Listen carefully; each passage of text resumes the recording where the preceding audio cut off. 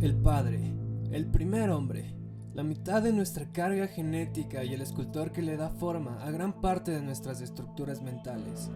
Estructuras que van a marcar nuestras acciones futuras de formas inimaginables, pero de las cuales muchas veces no somos conscientes. Es por eso que hoy, utilizando la obra maestra de Netflix, Daredevil, voy a tratar de explicar la gran encrucijada que es el complejo paterno en nuestra mente y cómo afecta a las decisiones que toman los personajes.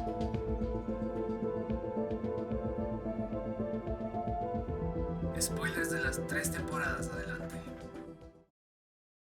Bien, el complejo paterno como tal es un arquetipo, un modelo mental que contiene simbólicamente ciertas partes de la experiencia humana, como en este caso son el orden, el conocimiento, la justicia, la autoridad y demás. Etcétera, etcétera, etcétera. Pero la perspectiva que tengamos hacia este arquetipo va a depender de la experiencia que tengamos en el mundo real, es decir, con nuestro padre biológico, pero también las figuras paternas que se presentan en nuestra vida, además de las ideas de padre representadas en películas, videojuegos y otros. Y de la carga genética que ya tenemos, o nuestras predisposiciones innatas ante el mundo. Todo esto forma nuestra visión del padre simbólico, que puede ser adorada como un ídolo o despreciada como un enemigo. Pero, ¿cómo se aplica todo esto a Daredevil? Pues, empecemos por el hombre cuyo nombre está en el título, el mismísimo Daredevil, Matt Murdock para los amigos. Matt es hijo de Jack Murdock, un boxeador mediocre, pero un padre excepcional. Jack, a pesar de tener una mala racha de victorias en el ring y en la vida, tuvo una buena racha como padre, enseñándole a Matt el valor del respeto. Hey, anybody's got the guts to step into that ring deserves respect. Don't you ever forget that. El trabajo duro. I want you to finish up before you go to bed. I'll do it tomorrow. Tonight. Before school. Tonight. Y el de resistir siempre, aun cuando la vida se pone difícil. It ain't how you hit the mat. It's how you get up. That's right. En consecuencia, Matt lo tuvo siempre como un modelo a seguir. Un superhéroe de capa roja.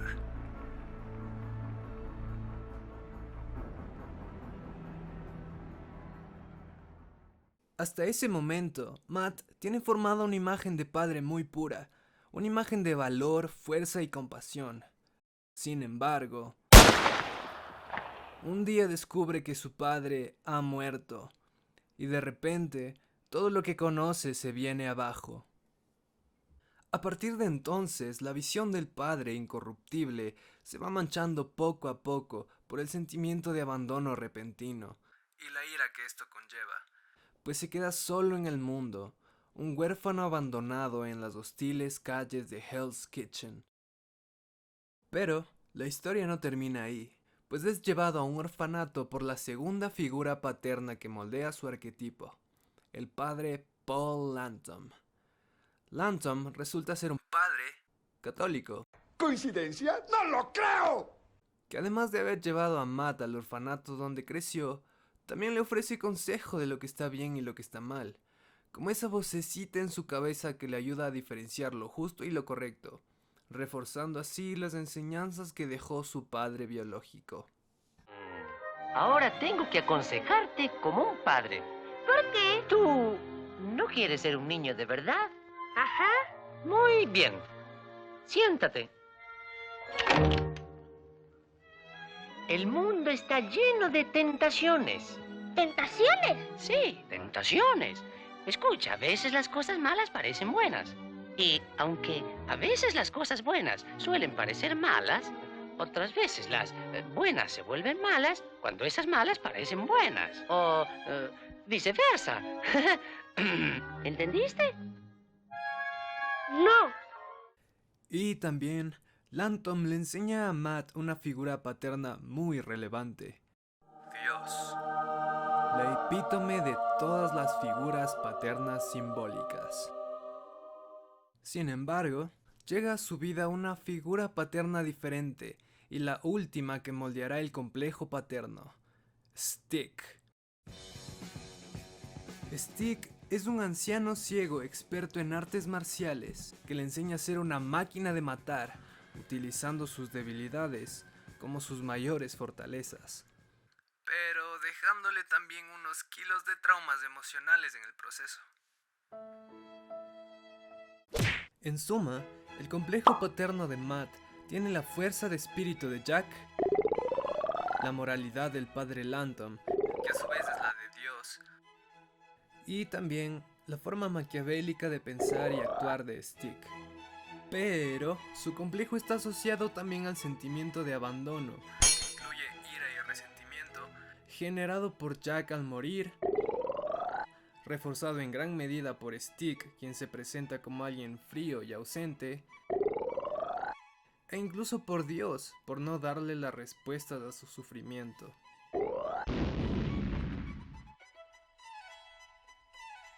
Todo esto da como resultado el Matt que vemos en la serie. Por un lado, el apego por la figura paterna simbólica le convierte en una persona predispuesta a la justicia y a la ley. De ahí la decisión de convertirse en abogado. Y a la religión católica, que engloba sus valores. Pero en la otra mano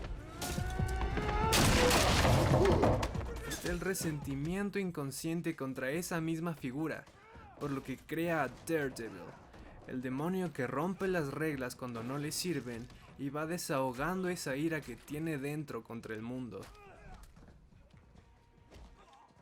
Y esta ambivalencia entre el consciente, el abogado, y el inconsciente, el demonio, están presentes durante toda la serie, siendo un gran dilema moral y existencial. Es la decisión de identificarse o no con esa figura que admira, pero que le hizo mucho daño. Estas palizas a criminales y te dices que está bien porque no has matado a nadie. Nosotros tenemos un problema, Matty. Es lo que somos. Es lo que tú eras, papá. No soy como tú. Pero, ¿qué pasaría si todo fuera al revés?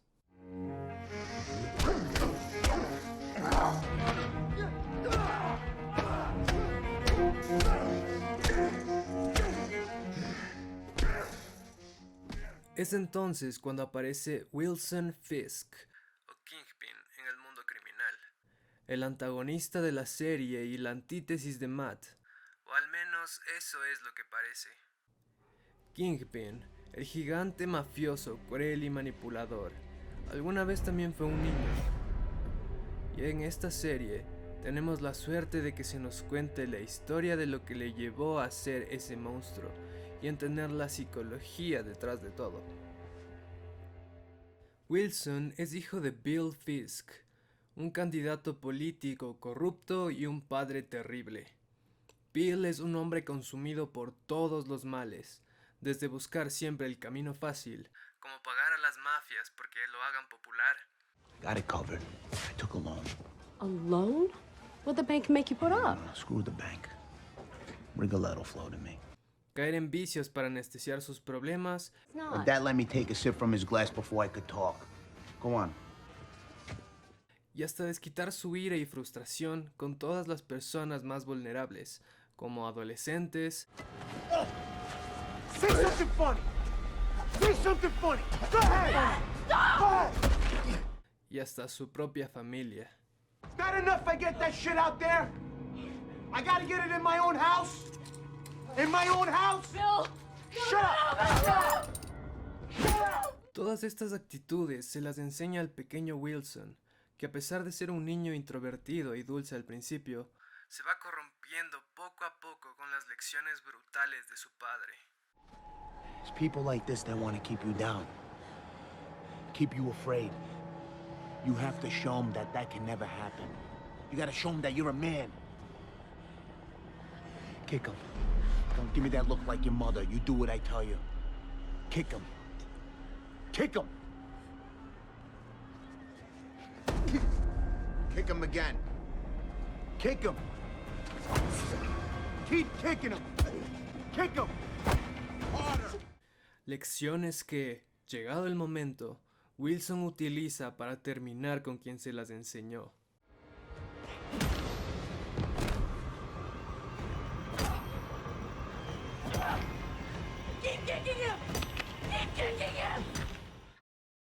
Todo el sufrimiento que Bill causó sobre Wilson va generando el complejo paterno en su mente. Primero tenemos el factor de intimidación, usar el miedo para que las personas hagan las cosas para él. Luego tenemos la violencia física y psicológica, una habilidad útil para quienes no cooperan a la buena. Y por último, pero no menos importante, tenemos la amoralidad, moralidad en sus propios términos, habilidad que le permite operar de formas perversas. Todo esto dirigido por el odio y resentimiento que le dejó su padre.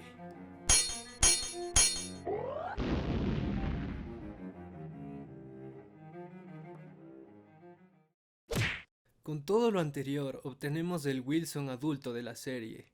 Por un lado, tenemos el rechazo a la figura simbólica de padre, la ley, la justicia, el orden y demás, que irónicamente son cosas que Bill representaba al ser un candidato político, por lo que termina convirtiéndose en un criminal, el más grande de Hell's Kitchen.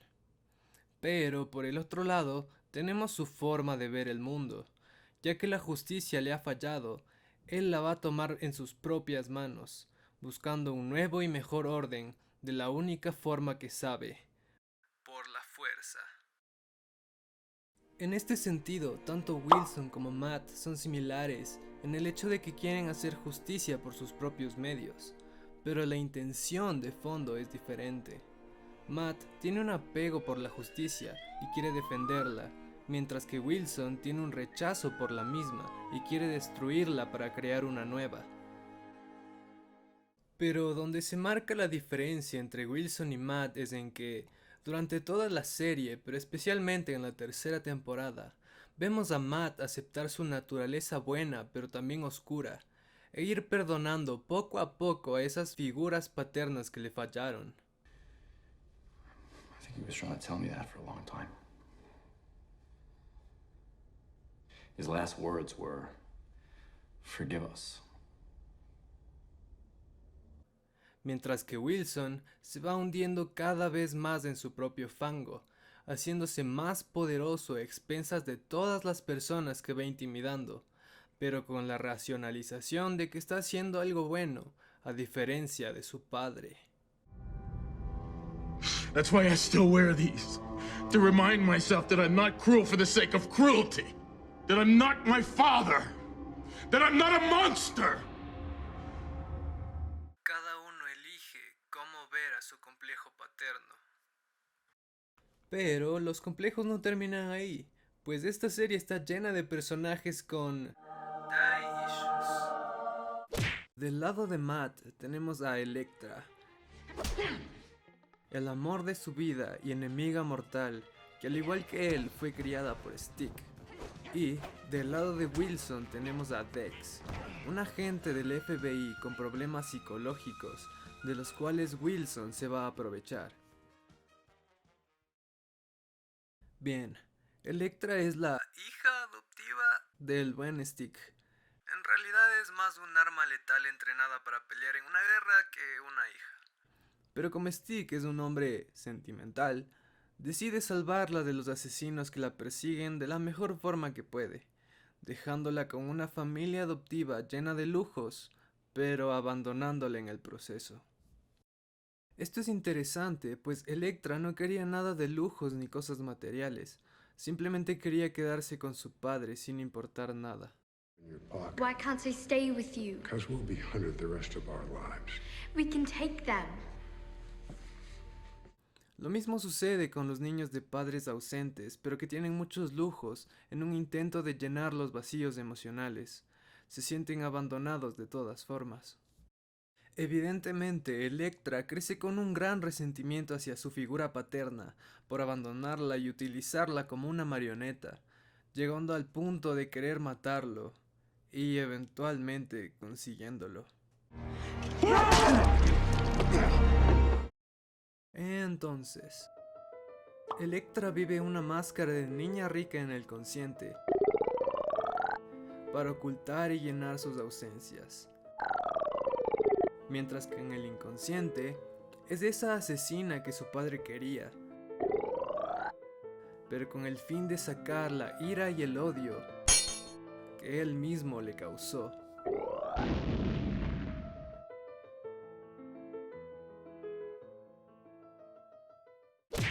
La vida para Electra hubiera caído por el camino de la ira y el resentimiento si no fuera por la aparición de Matt, quien le provee todo ese afecto que no tuvo y le trata de enseñar a controlar esa ira.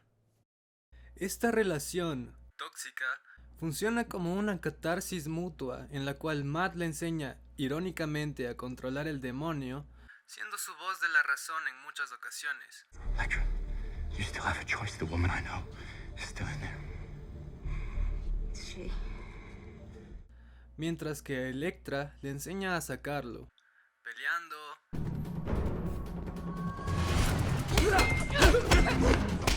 cogiendo, haciendo desmadre. Is it yours? It is. Until we get caught. Ambos se entienden porque han pasado por el mismo abandono y tratan de compensar lo que no tuvieron el uno en el otro. I'm alone in the world, Matthew. Do you know what that feels like? Of course you do. And you know what it's like to clean up your father's messes. Electra, sin embargo, a pesar de la intervención de Matt, muchas veces sucumbe a su naturaleza implantada por Stick y por todo su entorno, convirtiéndose en la máquina asesina que programaron.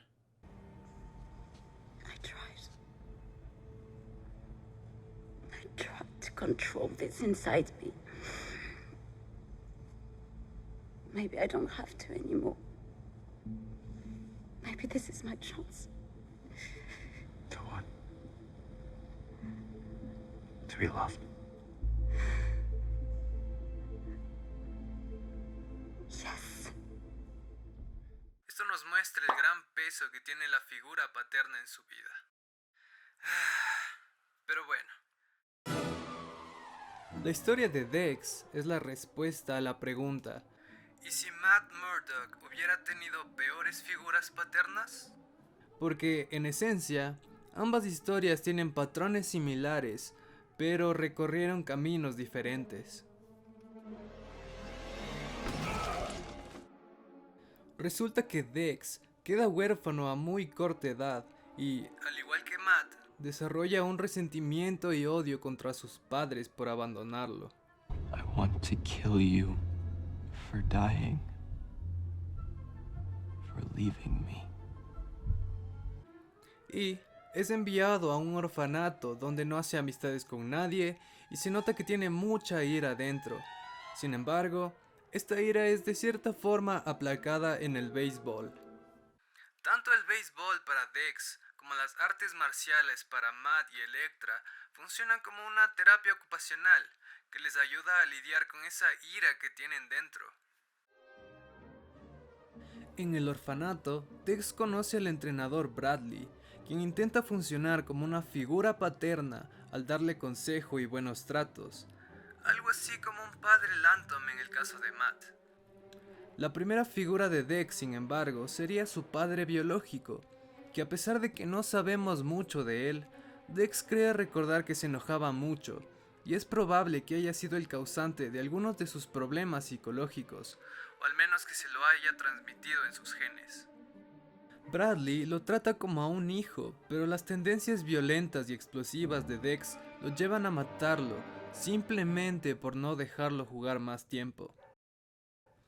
Después de este incidente, Dex va a una psicóloga que nos da parte del diagnóstico clínico: trastorno límite de la personalidad y tendencias psicopáticas, aunque es posible que también tenga TOC y trastorno dependiente.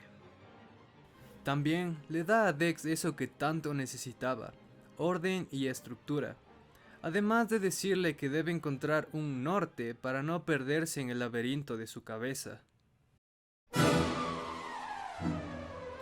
Hasta este momento, el complejo paterno de Dex está marcado principalmente por la ira dejada por su padre biológico y el resentimiento del abandono. Sin embargo, es de cierta manera controlado con el deporte y el orden y estructura, valores asociados al complejo paterno, que le dejó su psicóloga.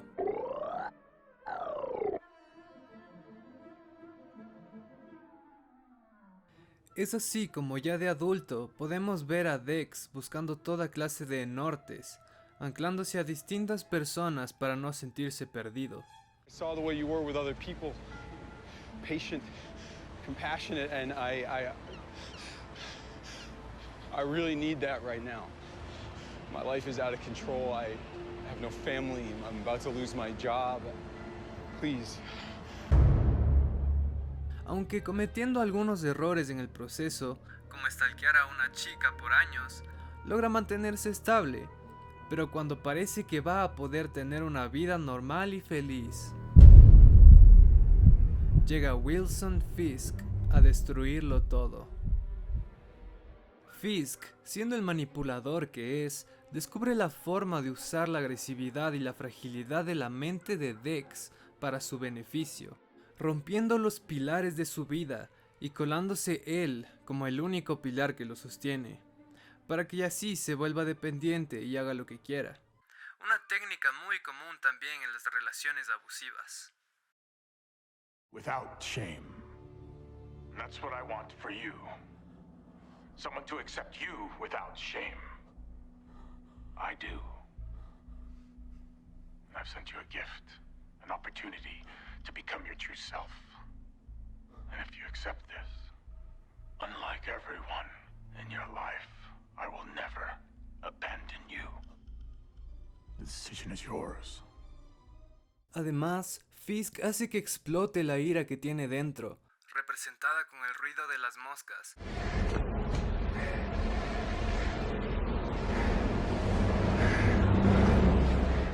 Y tome así el manto del demonio rojo, Daredevil. Who are you? I'm Daredevil. Tanto la versión de Daredevil de Matt como la de Dex están basadas en la ira, representada por el color rojo, pero el uso que le dan es diferente. Matt canaliza la ira para defender buenos ideales, mientras que Dex la utiliza para destruir.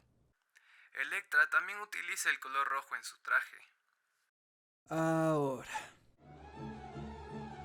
después de la intromisión de Fisk como una figura paterna perversa en la vida de Dex, solo nos queda la ira.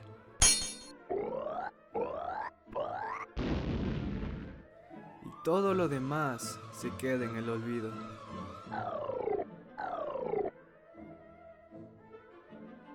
No, God! No, God, please, no! No! No! ¡No! Este es el caso más triste, porque Dex tenía la determinación por ser alguien bueno, a pesar de todas las dificultades que tenía, incluso llegando a trabajar en lugares basados en los principios buenos del complejo paterno, como el FBI. Sin embargo, su fragilidad de mente y el entorno patológico fueron demasiado grandes al final. Es común en la psicología lograr avances con pacientes en la terapia, pero luego ver una regresión a causa del ambiente que sigue igual.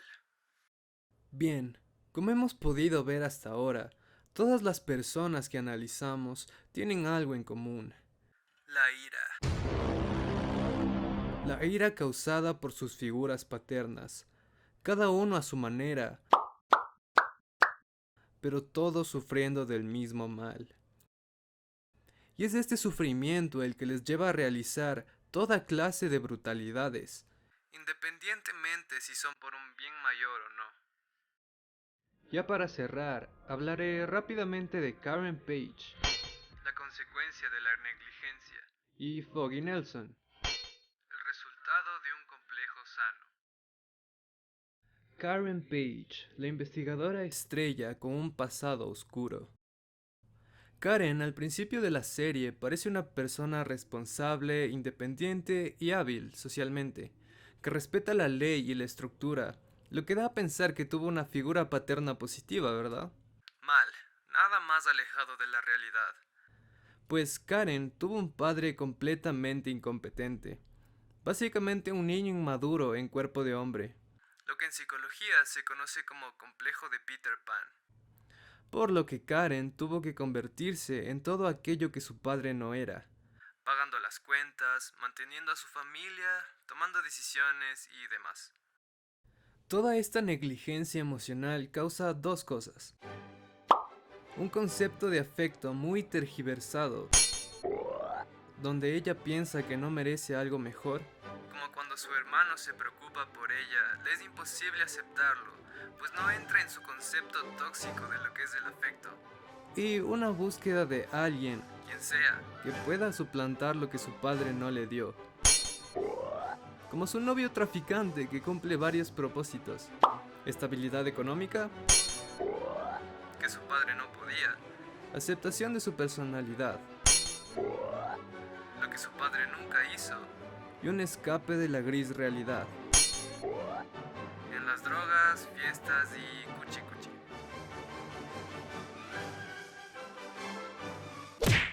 Hasta entonces, todo hubiera ido mal a peor si no fuera porque, en un trágico accidente, su hermano muere y ella, en honor a él, reconstruye su concepto de vida. Ok.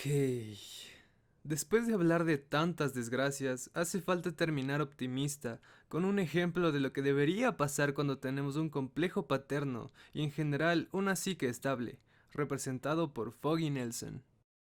Foggy es un abogado que le interesa siempre el bienestar de las personas a su alrededor, la ley, el orden y hacer siempre lo correcto. Y, a diferencia de la mayoría de los personajes de esta tragedia griega, tuvo un desarrollo psíquico muy estable, pues, a pesar de que no sabemos mucho de su infancia, podemos ver en su relación actual con sus padres un lazo bien formado y un apego grande a la autoridad, lo que se refleja en su ejercicio de la ley y también en su postulación política, simplemente para hacer el bien que nadie hace, de la mejor forma que puede. En fin, después de analizar todos estos casos de niños traumados, podemos concluir que el complejo paterno en nuestra cabeza es un factor muy importante que debe mantenerse estable para que podamos funcionar bien, ya que si no tenemos una buena figura, o al menos una reconciliación con la misma, nos quedaremos rencorosos y enojados por siempre, dañando así a los demás y a nosotros mismos. Pero, al final del día, solo somos nosotros los que elegimos de qué lado queremos que caiga la moneda. Bien, así termina el primer video de este canal. Si te gustó, por favor te encargo que le des un like y lo compartas con alguien que consideres que tiene daddy issues, como todos.